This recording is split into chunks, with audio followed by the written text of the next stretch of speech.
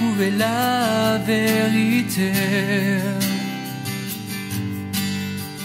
dans ce monde qui veut tout oublier.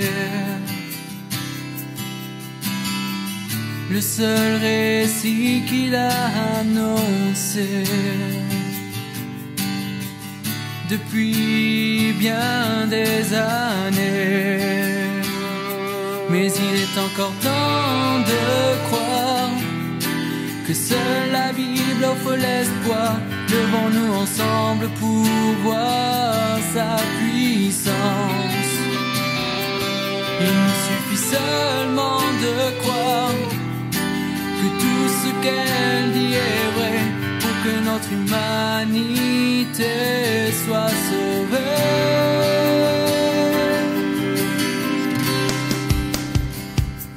Car elle seule est la vérité, elle seule peut nous éclairer, car seul celui qui l'a inspiré peut vraiment nous libérer.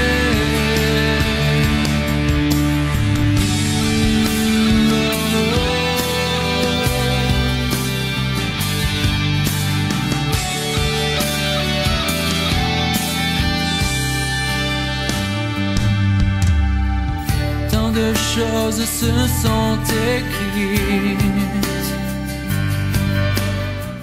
C'est une grande joie d'être dans sa présence, n'est-ce pas?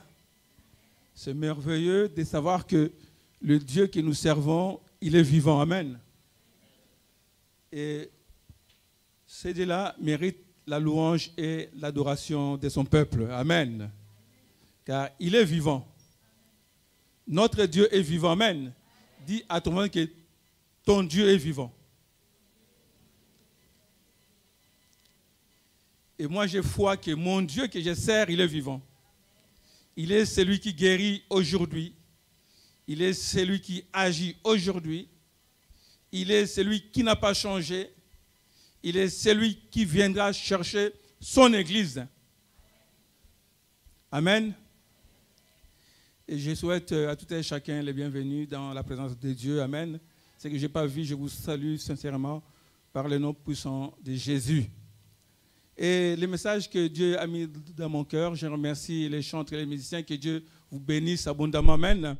Et je demanderai à l'Église qu'on continue de soutenir nos bien-aimés dans la prière. Amen.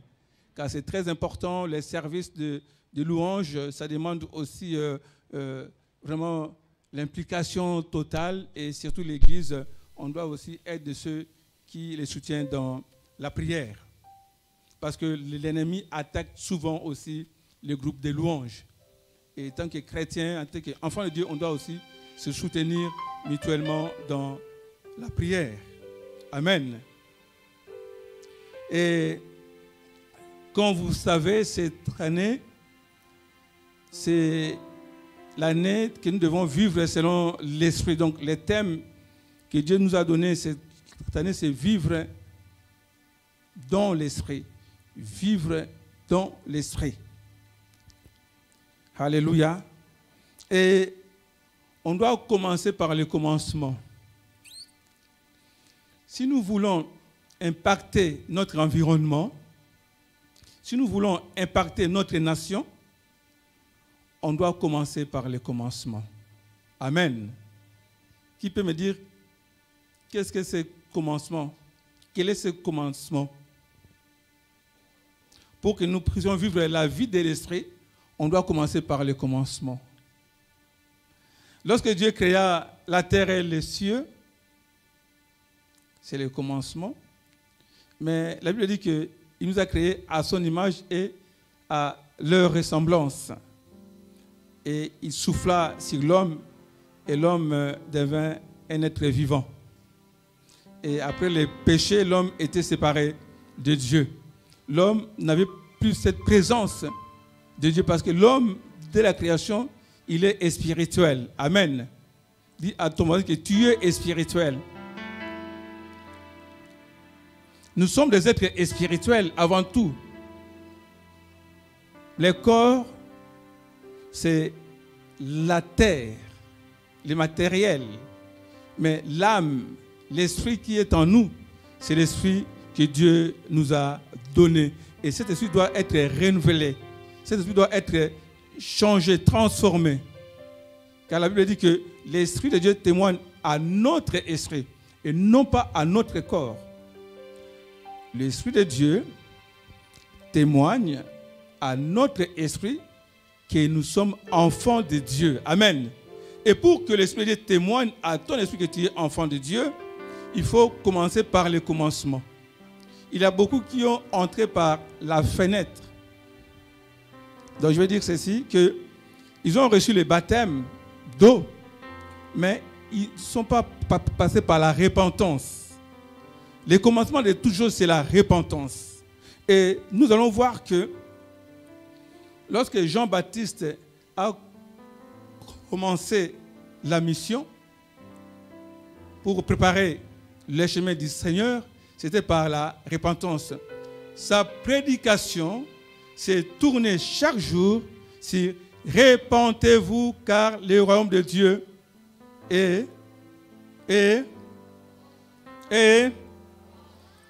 car le royaume de Dieu est proche. » Matthieu au chapitre 3, le verset 2.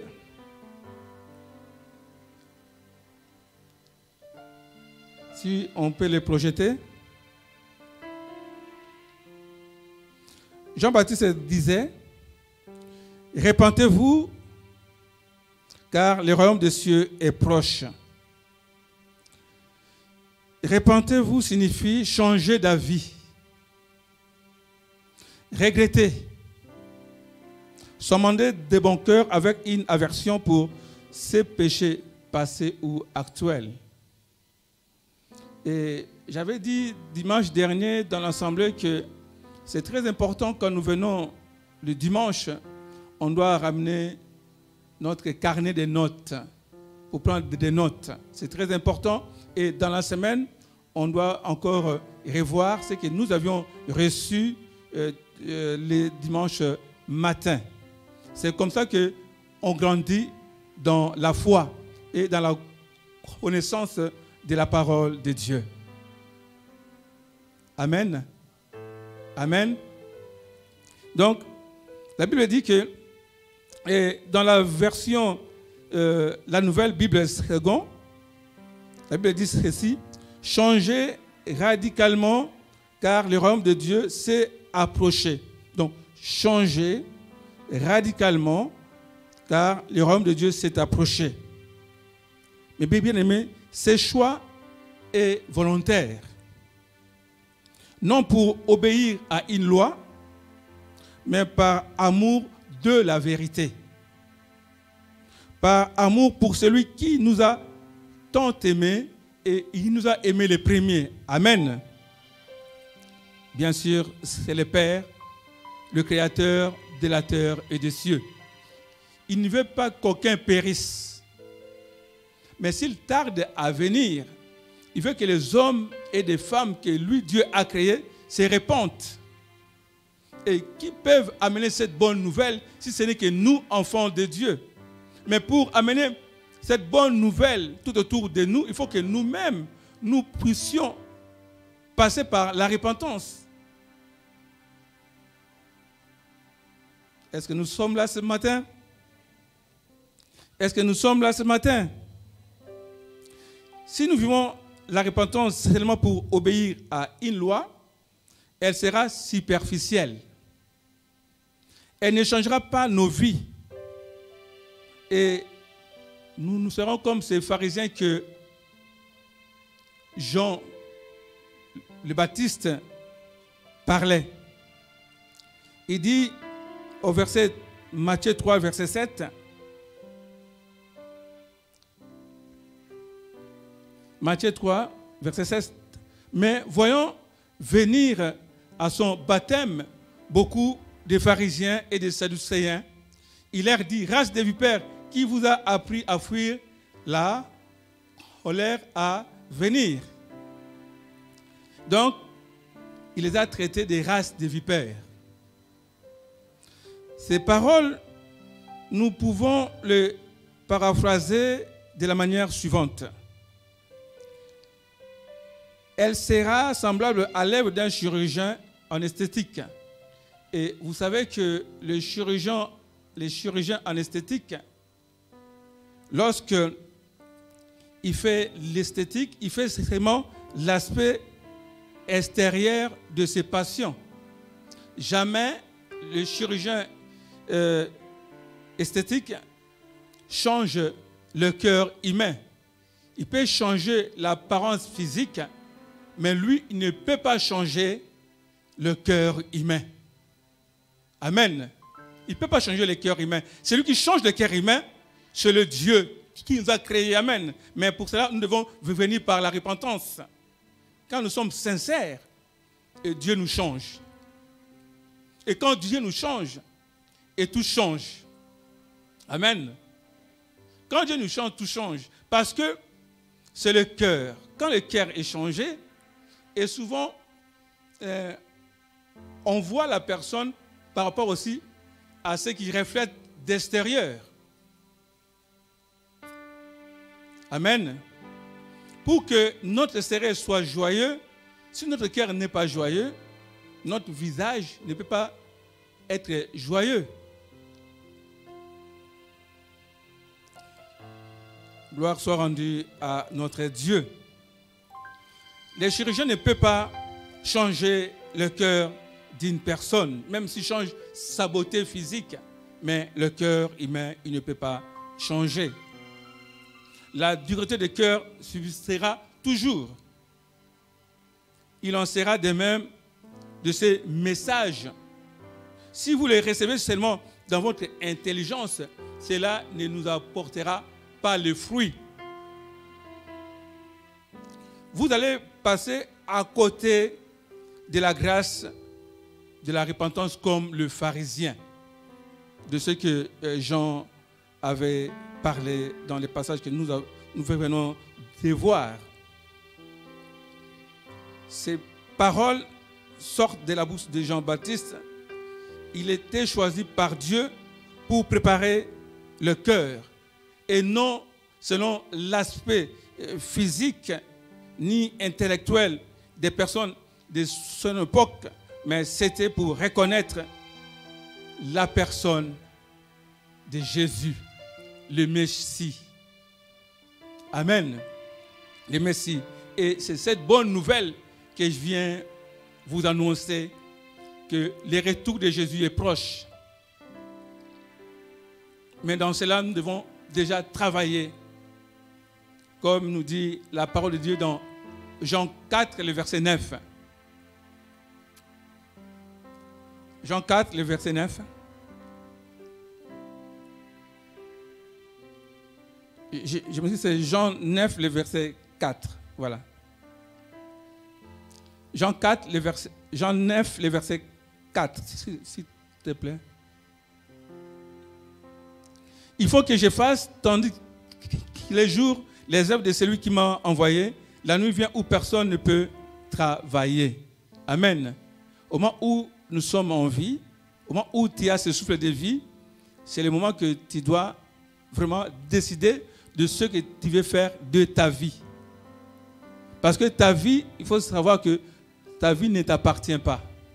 Nous sommes des étrangers sur la terre. Nous sommes de voyageurs sur la terre. Nous sommes des pèlerins sur la terre. Nous sommes des immigrés sur la terre. Amen. Dis à ton voisin que tu es un immigré. Dis à ton voisin encore, tu es un immigré sur cette terre. Nous sommes tous en immigration. Et notre patrie, c'est la patrie céleste. Mais pour y entrer, il faut que tu passes par la repentance. Et Jean-Baptiste dira, produisez donc du fruit digne de la repentance. Déjà, la cognée est mise à la racine des arbres. Tout arbre donc qui ne produit pas de bons fruits sera coupé et jeté au feu. Amen. Et Jésus lui-même, Fils de Dieu, a commencé son ministère par ses paroles. Dans Matthieu chapitre 4, le verset 17. Matthieu chapitre 4, le verset 17.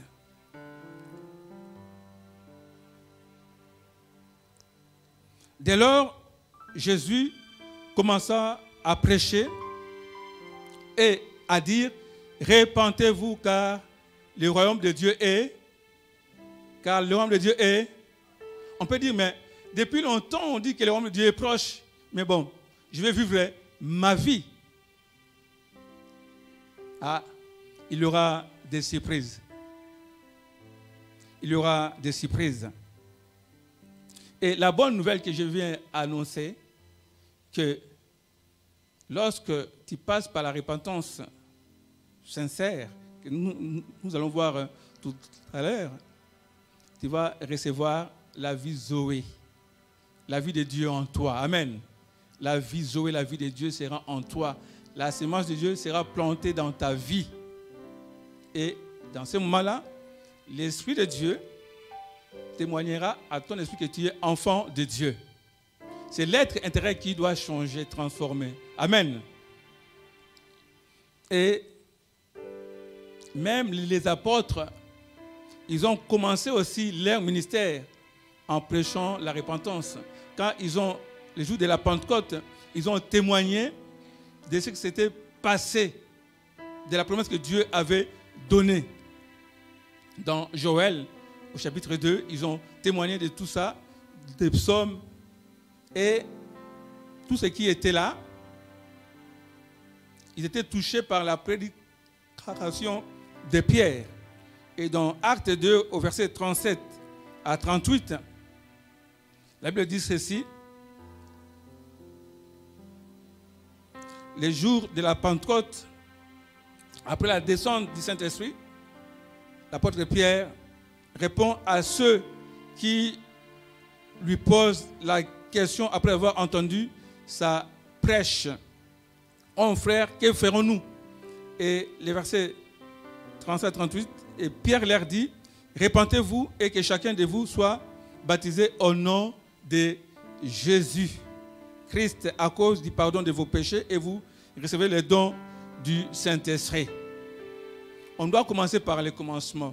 Pour que nous puissions vivre la vie de l'Esprit, si on n'a pas passé par la repentance, on ne peut pas recevoir les dons du Saint-Esprit. Dites amen à cela. Dis à ton voisin que si tu n'avais pas passé par la repentance, lorsque tu as accepté Christ Jésus comme Seigneur et Sauveur, et surtout souvent, et c'est notre faute à nous aussi, le prédicateur de l'Évangile.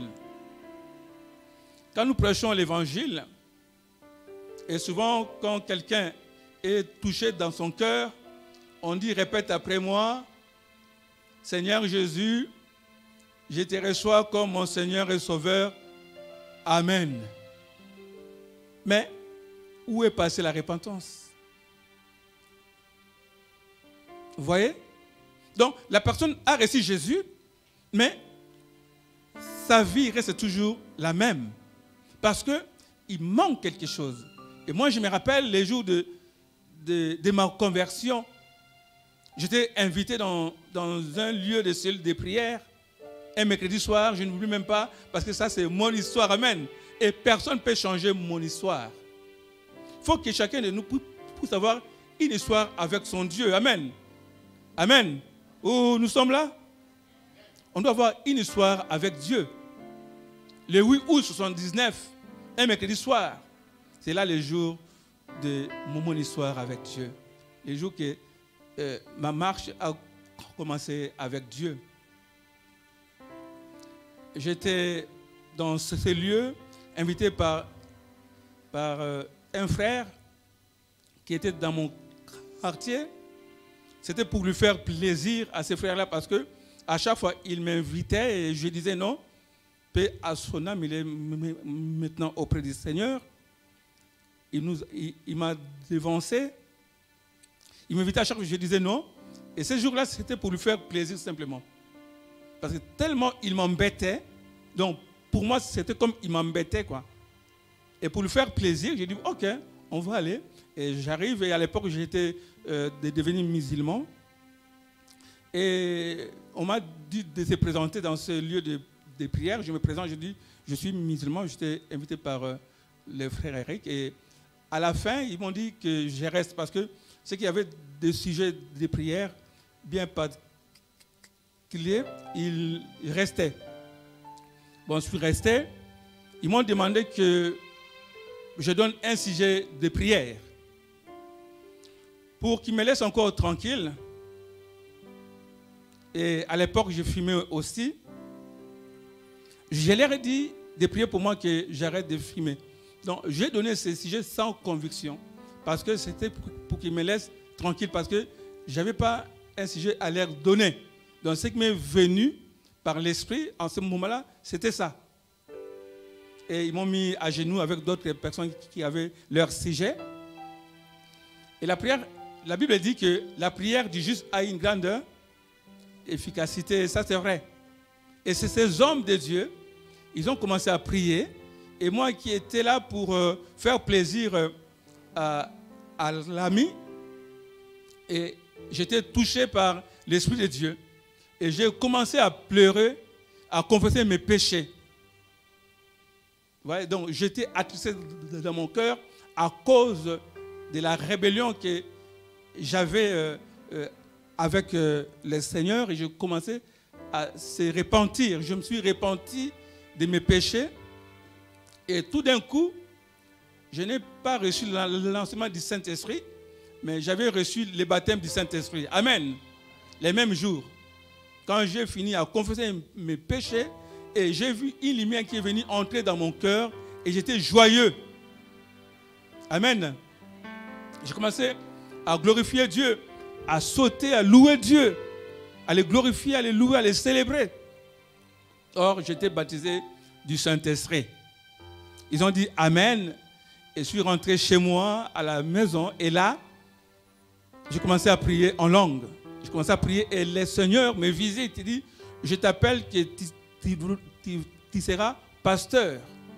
Le 8 août 79, un mercredi soir, dans la nuit. Il dit, Seigneur, non, je ne peux pas être pasteur parce que je bégaye, je n'ai pas de paroles faciles.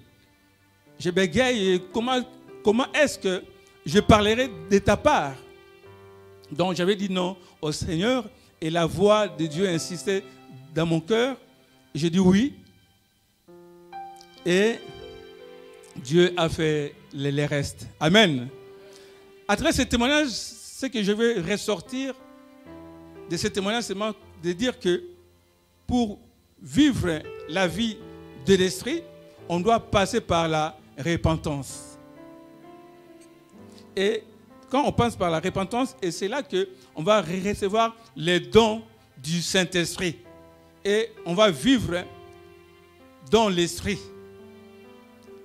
Parce que sans la repentance, on ne peut pas bénéficier ces dons de l'esprit. Parce que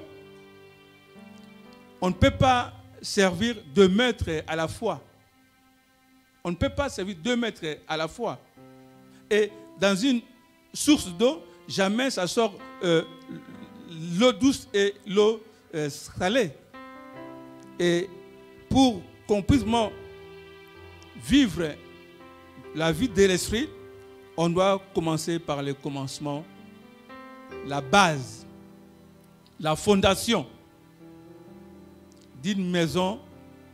S'il n'y a pas la fondation, la maison ne peut pas tenir. Et la fondation, c'est la repentance. Amen. Et dans Actes 17, le verset 30, et vous savez bien, après Actes 2, 37, 38, il a eu 33 000 conversions le même jour. Et ces gens qui étaient convertis, ils étaient ensemble dans un même lieu comme on avait reçu le message dimanche dernier. Ils étaient ensemble, assidus dans l'enseignement des apôtres, dans la fraction du pain, dans la prière. Ils persévéraient. C'est pour ça que quand on se répand, on reçoit Jésus, on doit demeurer dans la présence de Dieu. Mais Actes 17, le verset 30, la Bible nous dit ceci. Dieu, sans tenir compte des temps d'ignorance annonce maintenant à tous les hommes, en tout lieu, qu'ils aillent, quoi? À se repentir. Mais bien aimé, la repentance, c'est le message que l'Église doit prêcher. La repentance, c'est un don de Dieu accordé à tous ceux qui veulent connaître réellement leur véritable état spirituel et qui veulent changer de vie pour passer des ténèbres à la lumière. Et la Bible dira, autrefois nous étions ténèbres et maintenant nous sommes lumière.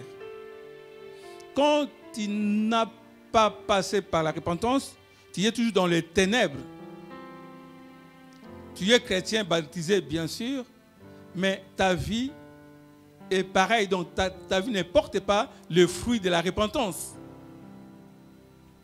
Amen.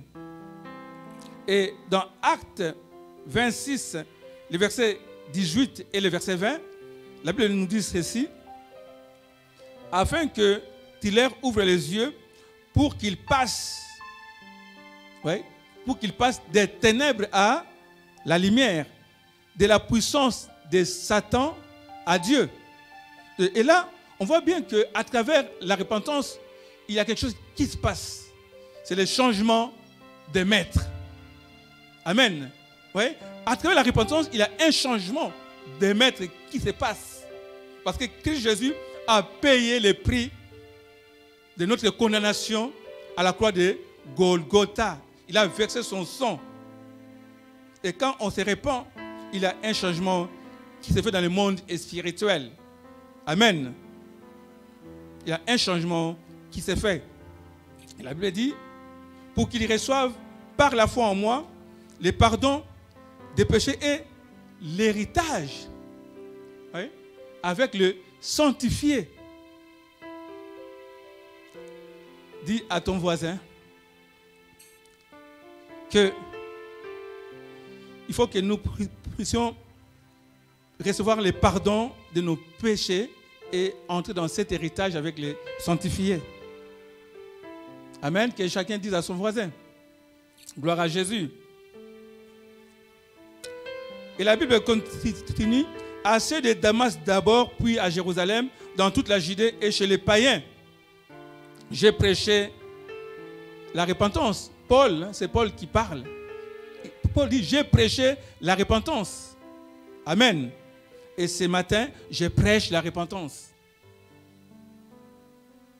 Il faut que l'Église se repente. Sans la repentance, on ne peut pas être appelé enfant de Dieu. Il dit, j'ai prêché la repentance et la conversion à Dieu avec la pratique d'œuvres dignes de la repentance. Et nous le verrons. Pour prendre part de l'héritage avec les sanctifiés, tu dois être avant tout pardonné, délivré de la domination du péché et de Satan, et après que tu seras baptisé. Parce que nous devons obéir à la parole de Dieu. Après que tu seras baptisé, tu vas entrer dans l'eau des baptêmes pour témoigner au monde physique et spirituel que tu n'appartiens plus à ce monde des ténèbres et maintenant tu appartiens au monde du royaume de Dieu. Amen. Et tu appartiens au royaume de Dieu.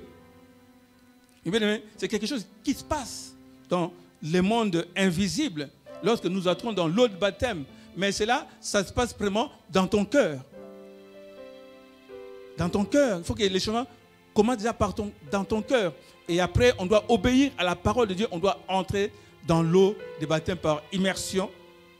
Et après, nous allons recevoir les dons du Saint-Esprit. Amen. Amen. On va recevoir les dons dans le Saint-Esprit. On va être baptisé dans le Saint-Esprit et séparé du monde. Et tu dois maintenant vivre que pour Dieu. Alléluia. Ce n'est pas merveilleux? Ce n'est pas magnifique?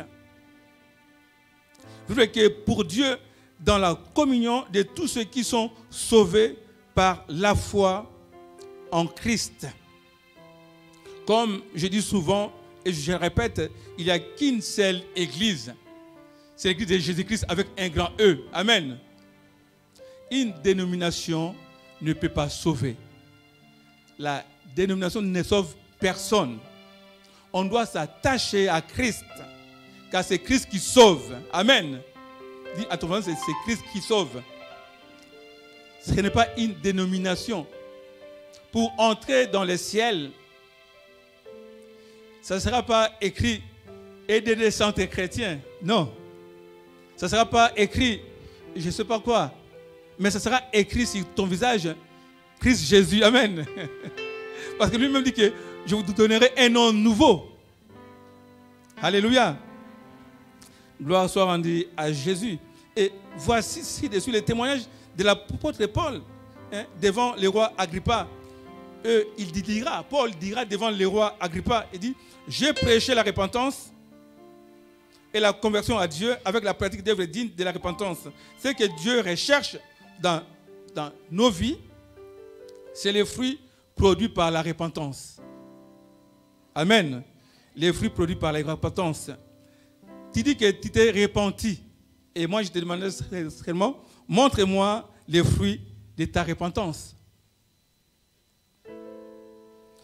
Il est donc clair, très clair que sans la repentance, nous ne pourrons pas produire les bons fruits qui viennent de l'Esprit de Dieu. Parce que ça sera que les fruits de notre chair. Tu ne peux pas produire les fruits de l'Esprit si tu n'as pas l'Esprit de Dieu en toi. Lorsque tu n'as pas l'Esprit de Dieu en toi, tu ne peux pas produire le fruit de l'Esprit. Il faut que si réellement tu es repenti, voire même, moi, ça m'étonne quand j'entends des chrétiens dire que, des chrétiens, entre guillemets, nés de nouveau. Et si vous allez lire dans les méditations que j'envoie chaque matin, et j'ai dit que ceux qui sont nés de Dieu ne pêchent plus. Ce matin, j'ai envoyé la méditation. Donc, quand tu es né de Dieu, tu ne peux plus pécher. Donc, dans Matthieu chapitre 28, le verset 19, donc, à travers ce témoignage de l'apôtre Paul, Paul a témoigné devant le roi Agrippa parce qu'il a reçu ce mandat de la part du Seigneur.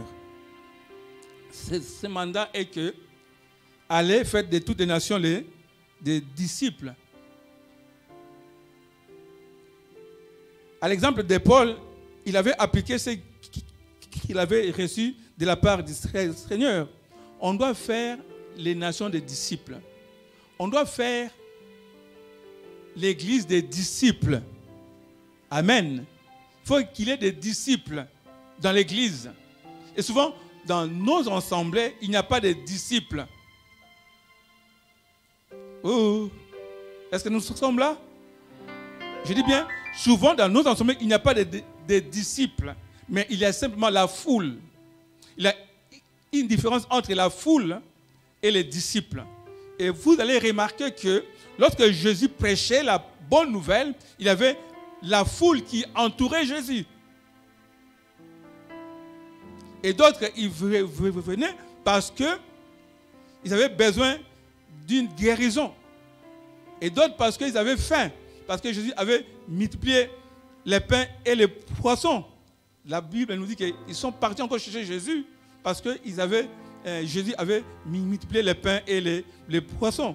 D'autres, ils viennent dans la foule pour voir Jésus pour un intérêt.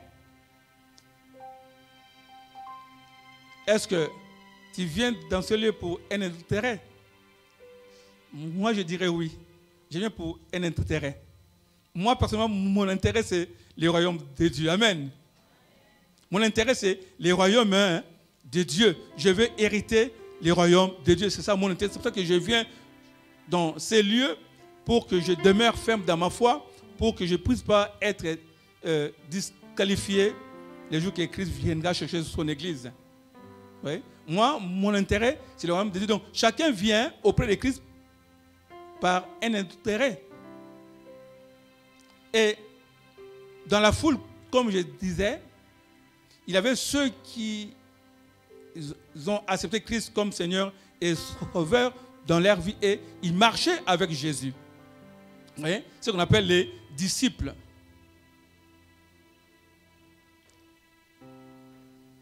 Amen. Les disciples est celui qui a toujours soif de connaître, qui a toujours faim de Dieu. Les disciples est celui qui a l'oreille pour écouter et qui a un cœur pour garder. Amen. Les disciples, il ne fait pas les choses par lui-même. Il fait les choses selon la parole de Dieu. Les disciples est celui qui est accompli et celui qui suit son maître. Jésus-Christ est notre modèle. Il ne faisait rien de lui-même. Amen.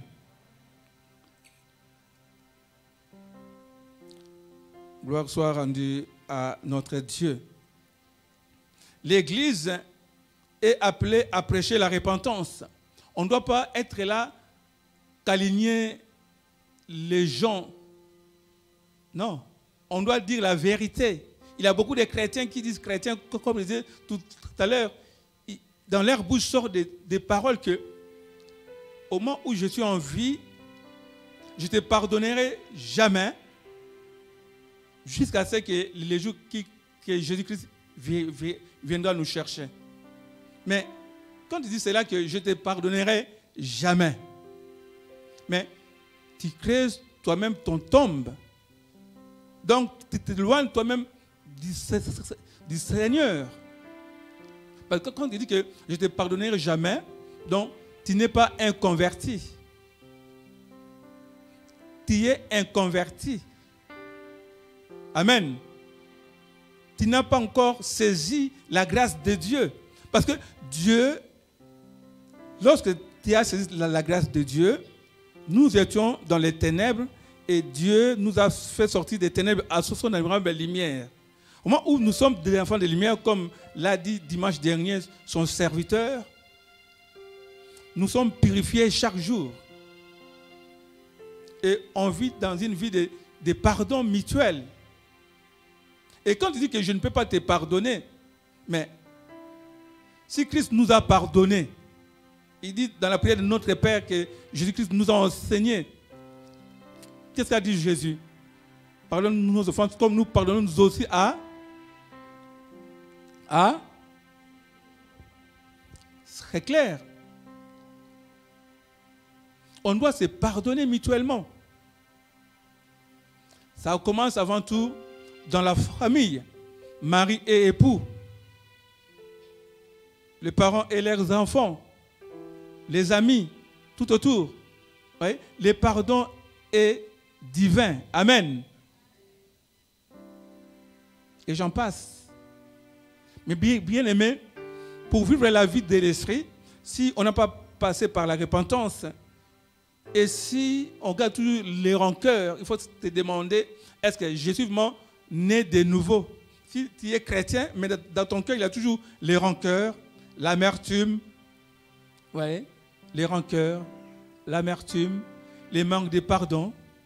Tu dois te demander, parce que souvent les gens pensent que les péchés, c'est seulement l'adultère, les vols, voyez, l'injure, les disputes, mais les rancœurs, les manques de pardon.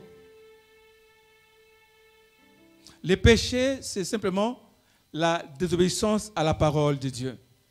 C'est la transgression de la parole de Dieu. C'est ça la définition du péché. C'est dans 1 Jean au chapitre 4 au verset 9. 1 Jean chapitre 4, le verset 9. Et là, on va voir... Non, c'est 1 Jean chapitre 4, le verset 4, je pense, le verset 4. Si tu veux mettre le verset 4. 1 Jean chapitre 4, le verset 4, c'est ça, hein? Donc, parce que vous avez vaincu. Non, tu mets 1 Jean 3, le verset 4. Voilà. C'est 1 Jean 3, le verset 4. Quiconque pêche transgresse la loi. Et le péché est la transgression de la loi. Vous voyez la définition du péché? Vous voyez? Le péché, c'est la transgression de la loi. Et là, j'ai un témoignage. Je peux vous les donner. Un jour, c'était en 80. Parce que quand je suis converti, j'étais directement dans... Dieu m'a fait grâce, j'étais responsable d'études bibliques, donc j'ai pris après les enseignements et j'étais responsable des études bibliques. Donc ce qu'on appelle Ligue pour la lecture de la Bible. Et j'étais libéré de la cigarette le même jour quand ils ont prié, mais je prenais de la bière.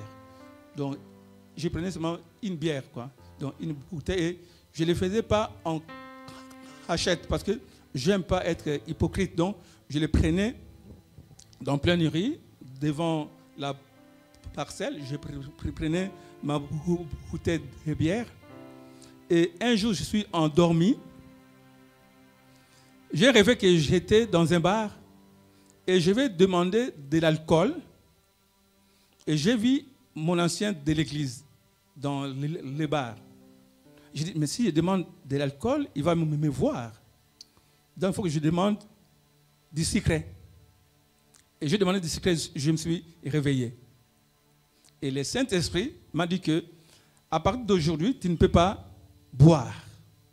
Il m'a dit que parce que je scandalisais les enfants de Dieu, que je ne peux pas boire.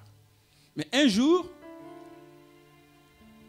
j'étais en visite chez une cousine. Ce n'est pas une excuse. Il faisait chaud. Il me donne une petite bouteille de bière. Et j'étais tenté, je l'ai pris. Et quand je l'ai pris, j'étais mal dans mon cœur. Et le Seigneur me disait, tu as péché. Vous voyez, j'ai bu de cette bière et le Seigneur m'a dit, tu as péché. Et j'ai demandé pardon à Dieu. À partir de ce moment-là, je ne prends plus de la bière. Et d'autres personnes chrétiennes peuvent boire de la bière. Le Seigneur ne va même pas lui faire des reproches. Vous voyez? Donc c'est pour ça que dans la vie chrétienne, on ne doit pas suivre les gens. Il faut que nous puissions être à l'écoute du Seigneur simplement. Donc le péché, c'est la transgression de la loi. Parce que moi, avec mon Dieu, Dieu m'a dit de ne plus boire. Au moment où j'ai bu, j'ai péché devant Dieu. J'ai transgressé la loi de Dieu. Amen. Et donc à travers cet exemple, ce témoignage, vous voyez que le péché, c'est la transgression, c'est la désobéissance à la parole de Dieu, à ce que Dieu t'a dit. Et si tu prends un engagement au niveau de l'assemblée, au moment où tu ne les respectes pas, tu pèches devant Dieu. Ouais, donc, les péchés, c'est ça. Donc, tout ce qui, lorsque nous ne marchons pas selon la parole de Dieu, on pêche devant Dieu et on doit se repentir. Amen. On doit se repentir. Car nous devons prêcher la bonne nouvelle, et cette bonne nouvelle, ça commence par la repentance. Pour pouvoir être sauvé, notre foi doit inclure la repentance. Car la repentance est une décision que prennent librement les pécheurs. Elle est rendue possible par la grâce accordée à ceux qui entendent l'évangile et qui y croient. Comme j'ai cité tout à l'heure dans Actes 2, 37 à 38. Et je terminerai par les passages de Romains chapitre 10, les versets 9 à 11, les versets 13 et les versets 17. Et je vais conclure là-dessus. Mais c'est une série d'enseignement que je continuerai la prochaine fois. Et dans Romains 10, le verset 9 à 11, la Bible dit, si tu confesses de ta bouche le Seigneur Jésus, et si tu crois dans ton cœur que Dieu l'a ressuscité des morts, tu seras sauvé. Car c'est en croyant du cœur qu'on parvient à la justice, c'est en confessant de la bouche qu'on parvient au salut. Selon ce que dit l'Écriture, quiconque croit en lui ne sera point confus. Amen. Car quiconque invoquera le nom du Seigneur sera sauvé. Ainsi, la foi vient de ce qu'on entend, et ce qu'on entend vient de la parole de Christ. Amen. La véritable foi emmène la repentance qui produit les fruits du royaume. Parce que la décision de se tourner du péché pour accepter le salut en Christ nécessite l'acceptation de Jésus non seulement comme sauveur qui nous délivre du châtiment du péché, mais aussi comme Seigneur de notre vie. Ainsi, la repentance implique un changement de maître. On ne peut pas servir deux maîtres à la fois et nous fait passer de la seigneurie de Satan à celle de Christ et de sa parole. Que le Seigneur bénisse sa parole dans nos cœurs. Amen. Amen.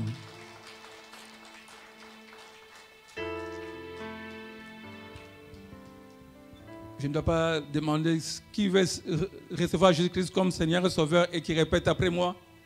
Non. C'est une décision personnelle dans ton cœur. Et puis, prends le temps vraiment de réfléchir, d'être vraiment face à face avec Dieu et de lui dire tout. Fermons les yeux et prions. Saint-Esprit, tu as parlé dans nos cœurs, car la Bible dit que je ne vous laisserai pas les orphelins, mais je vous enverrai les consolateurs, les Saint-Esprit. Ils vont vous enseigner toutes choses. Et voir même le Saint-Esprit est celui qui convainc les cœurs du péché, de la justice et du jugement. Saint-Esprit, viens convaincre nos cœurs, Seigneur. Car tu connais nos cœurs. Tu connais, Seigneur, si nous sommes attachés à toi ou pas. Tu sais, Seigneur, si nous sommes loin de toi ou pas. Seigneur, tu nous as parlé, Seigneur, notre Dieu. Et nous te prions, étant qu'Église, de nous visiter, Seigneur, par ton esprit. De puisse nous convaincre, Seigneur, dans notre état. Et de déraciner tout ce qui n'est pas de toi en nous, Seigneur. Car nous voulons être de ceux qui produisent des fruits dignes du royaume. Je bénis encore ta parole, Seigneur, dans le cœur de tout et chacun, que le Seigneur fasse son œuvre de restauration. En ton nom, Jésus, j'ai ainsi prié. Amen. Amen.